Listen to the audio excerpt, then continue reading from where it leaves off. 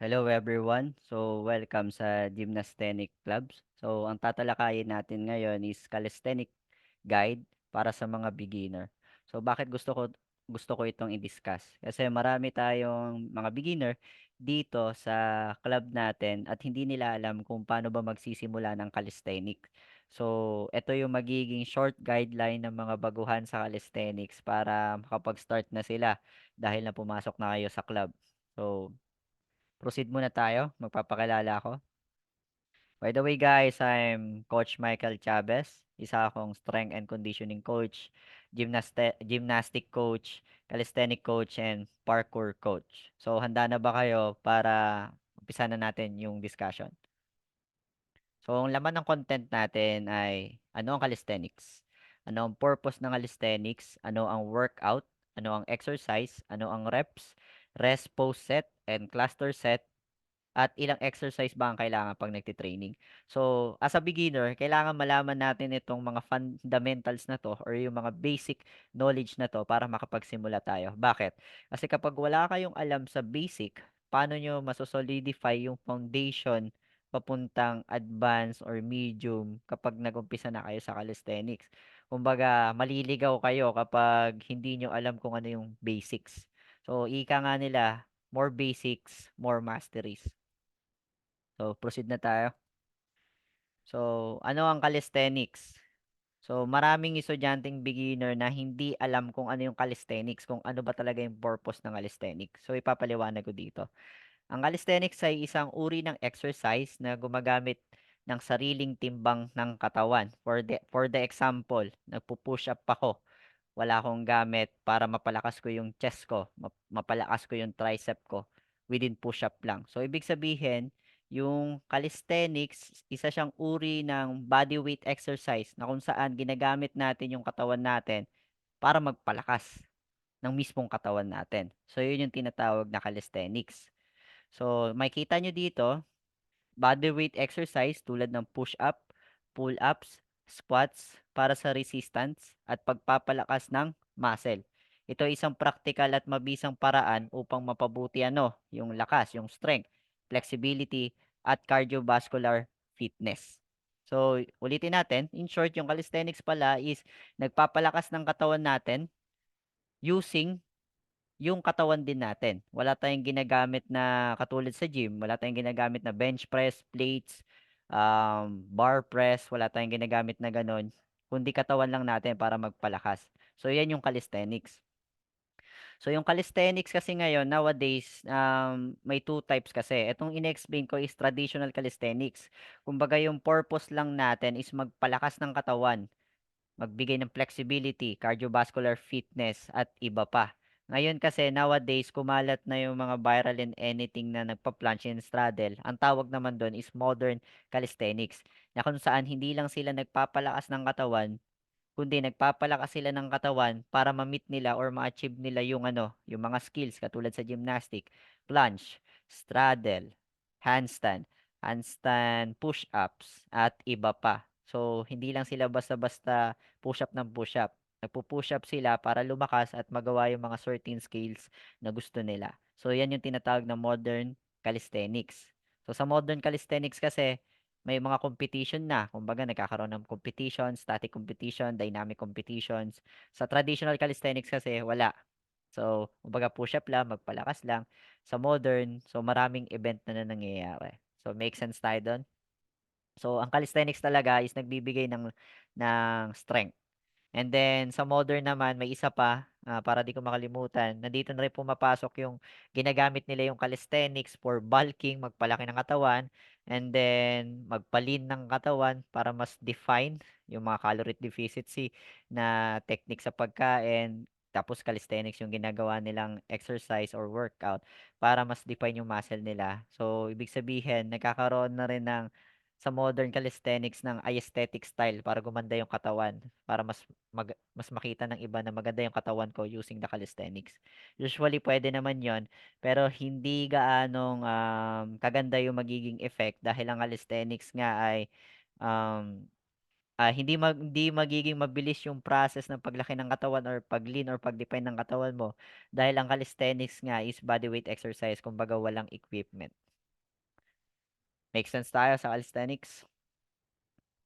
So, kailangan malinawan tayo kung ano ba yung pinagkaiba ng exercise at workout. So, dito hindi ko na nilagyan ng maraming explanation para mas maintindihan niyo. 'Pag sinabi kasi nating exercise, ito yung mga ginagawa niyo, yung push-up, takbo, paglalakad, swimming, pull-ups, 'yan yung exercise. So, make sense tayo? Example, magwo-workout ako ng chest. So, ano ba yung kailangan sa chest? Push-up. And then in the next day, gusto kong i-workout yung speed ko. Anong kailangan kong exercise? Takbo. Next day, gusto ko mag-recovery. Yun yung goal ko, yung workout ko. Gusto ko mag-recovery. Anong kailangan ko exercise? Paglalakad. So, yun yung mga exercise na sinasabi. Pag dumako naman tayo sa workout, ito yung sinasabi nating goal or ano ba yung gusto nating i-achieve. Example, sa workout ko gusto ko ng shoulder strength. So, ano ba yung mga kailangan para sa shoulder strength? Yung push-up, tricep dips, o pull-ups. So, yun yon. And then, pag sinabi ko gusto ko ma-improve yung flexibility ko, anong gagawin ko? So, mag-yoga ako, mag-i-splits ako. Yun yung mga exercise. So, makikita nyo dito, nandito na yung differences. Ayan.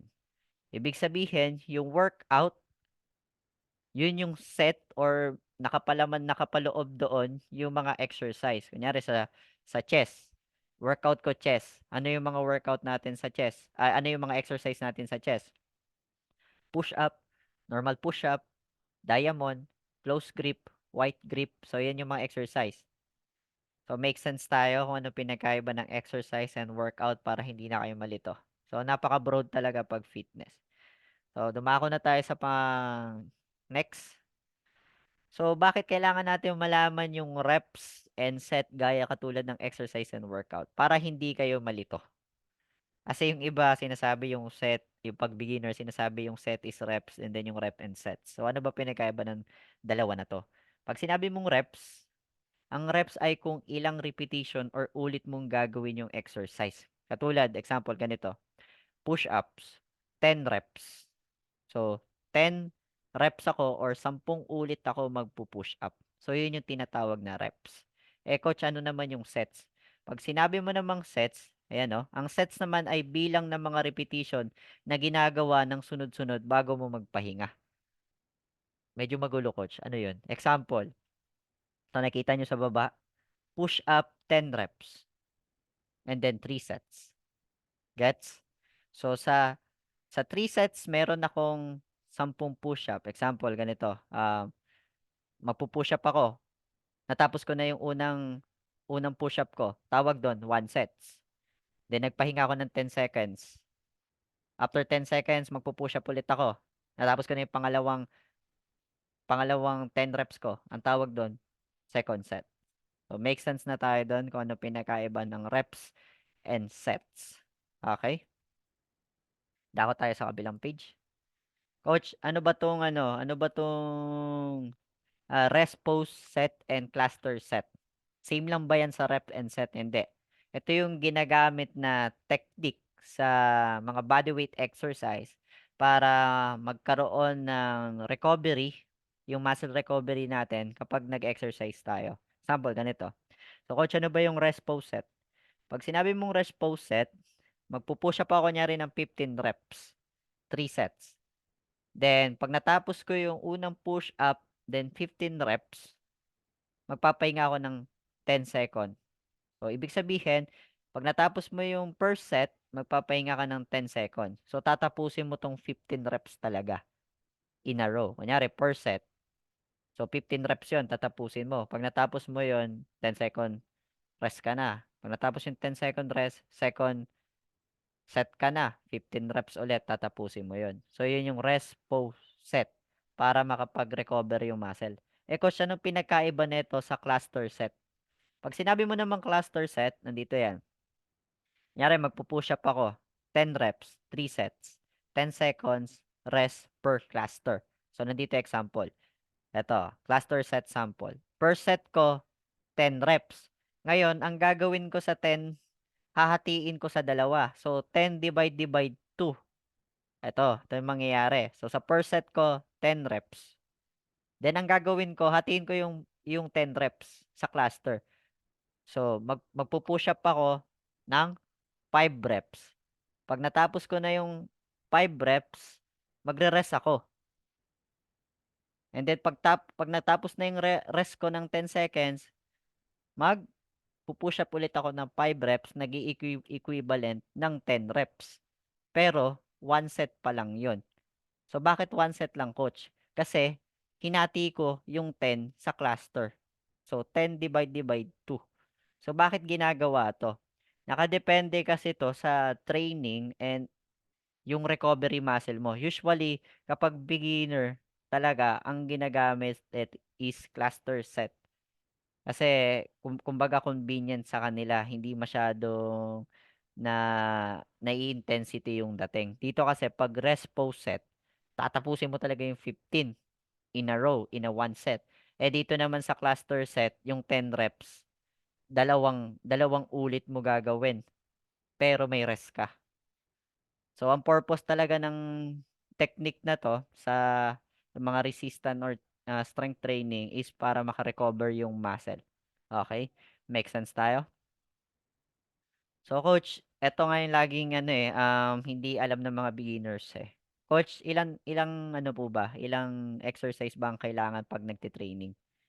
So, meron tayong tinatawag dito ng mga standard. Minsan kasi, 2 exercise, 3 exercise, 4 na exercise, 5 exercise na standard sa group of muscle. Example, ganito. Chest workout ako. So, ano ba yung mga chest workout? Nandiyan yung normal push-up, wide grip, close grip.